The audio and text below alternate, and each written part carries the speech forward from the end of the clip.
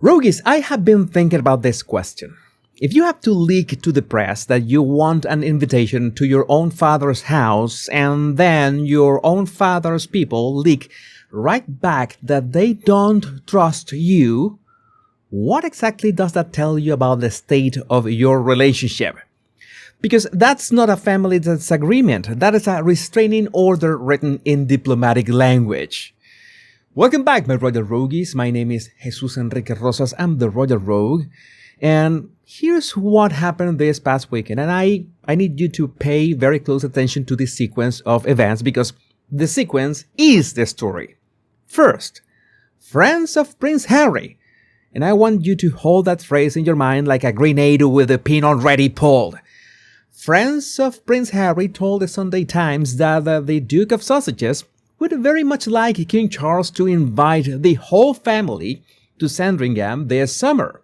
Harry, Meghan, the kids, Doria, if she shows up, that is.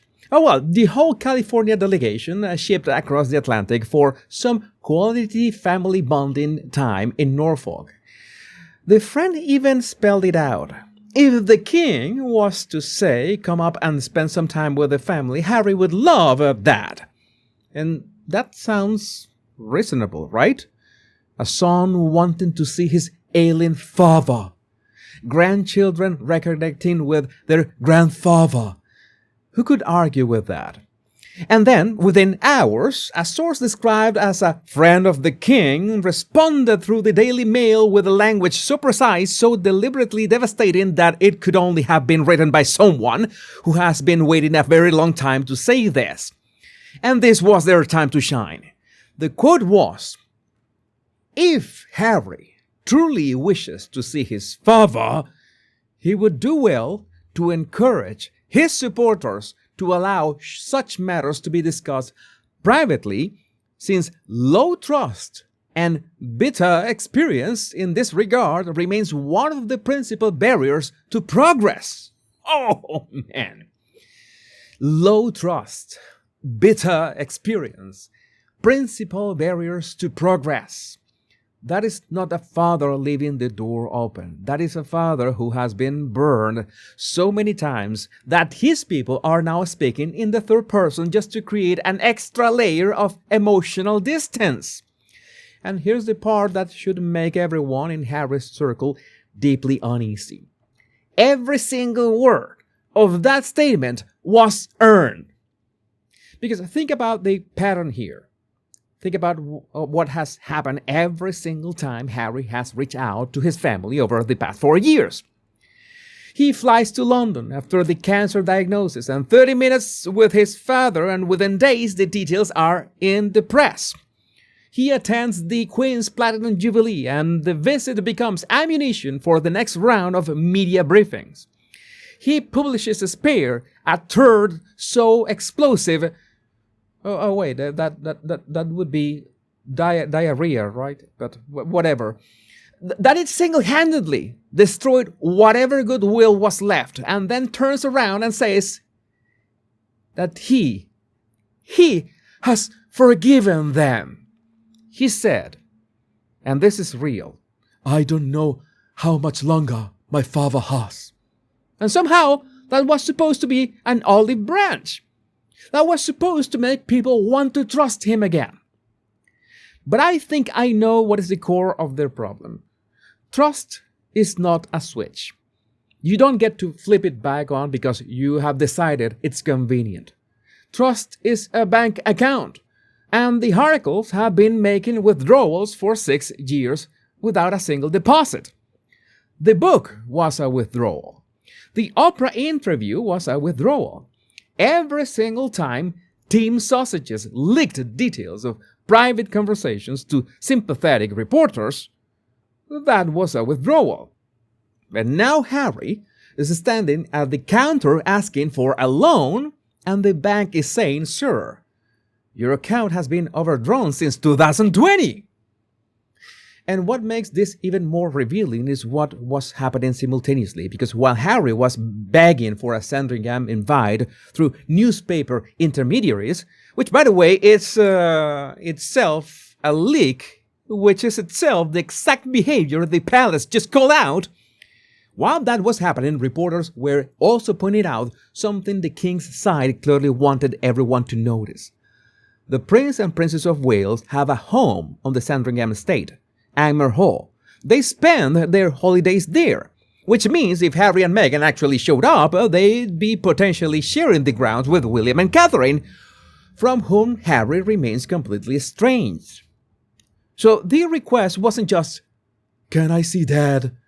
The request was, "Can I parachute my entire family into the one place where the brother I publicly accuse of physically assaulting me also lives? And can't you make that happen during a holiday? And also can you provide taxpayer-funded security for the visit because I don't feel safe?" That is not an olive branch. That is a hostage and negotiation disguised as a family picnic. And here's where it gets even more layered, because the timing of all of this was not accidental. Harry's people dropped the Sandringham story right in the middle of an ongoing government security review. He is still waiting for a decision from the RAVEC committee on whether he and his family are entitled to enhanced police protection in Britain. And multiple commentators, including people who used to be sympathetic to Harry, have pointed out that the grandchildren angle has become a recurrent pressure tactic. The implication being, give me what I want on security or you will never see Archie and Lilibet again. One source described it openly as emotional blackmail. And you know what? When your own father's friends are going on the record saying they don't trust you, that accusation becomes very hard to dismiss. Now, I want to shift gears, but stay with me because this connects. Because while Harry was getting publicly shut down by the palace, Meghan was dealing with a scandal of her own that perfectly illustrates why the palace doesn't trust them. Meghan's upcoming Sydney retreat, her best life, has been unraveling in slow motion for weeks. The tickets costs up to $3,000. The hotel pool is not finished. The venue is still under renovation. Over 35,000 Australians signed a petition demanding that no taxpayer money be spent on their visit. All of that is embarrassing enough. But then came the part that should make your blood run cold if you're Catherine. Reports surfaced that the VIP guest list for this retreat was not first come, first served. Guests were handpicked. Applicants had to write essays about why they should be allowed to attend. And among those chosen was someone described by the Daily Mail as a Sausage Squad lieutenant. Someone who had publicly spread appalling conspiracy theories about Catherine's cancer diagnosis. We're talking about claims that Catherine was faking her illness, claims that the videos of her were fabricated, the kind of vicious, dehumanizing garbage that was being peddled while a mother of three was fighting for her life. And this person was handpicked for Meghan's luxury retreat. Selected, vetted, approved. Now, do I think Meghan personally reviewed every application and picked this specific person? Maybe not. But that is almost worse, isn't it? Because it means the people running Meghan's operation either didn't bother to check or they checked and didn't care. And either way, it tells you everything about what Team Sausages actually looks like behind the curtain. It is not a professional operation carefully managing two global brands. It's a leaky ship crewed by true believers who think spreading conspiracy theories about a cancer patient is a reasonable form of loyalty. And this is why the king's people said low trust and bitter experience. Because it's not just Harry and the book and the interviews. It is the entire ecosystem around them. It's the army of online defenders who attack anyone who questions the sausage narrative. It's the media strategy that operates like a revolving door. Leak, deny, redirect, repeat. And the palace has watched this pattern for 6 years, and they have finally said out loud, on the record, with diplomatic language that might as well be a neon sign, we see what you are doing, and we are done pretending we don't. And while we are connecting dots, here's one more thread that ties this all together beautifully. You remember Patrick J. Adams, Meghan's co-star from Suits? The guy who played her on-screen love interest for 7 seasons? He just did a podcast interview, and in between saying very nice things about Meghan and calling what she's been through insane, he casually revealed 2 details that, if you're paying attention, tell you everything. First, remember his Instagram bio, which jokes about being the other guy from that show you are watching because that girl married that prince. He has apparently never gotten a reaction from Meghan. Not a text, not a comment, not even an acknowledgement. He imagines she'd do an eye roll, and he said, and this is a direct quote, "I got a lot of eye rolls. That was a constant with Meghan." Okay, nice. and second, he wasn't on the list to receive a gift package from her As Ever brand.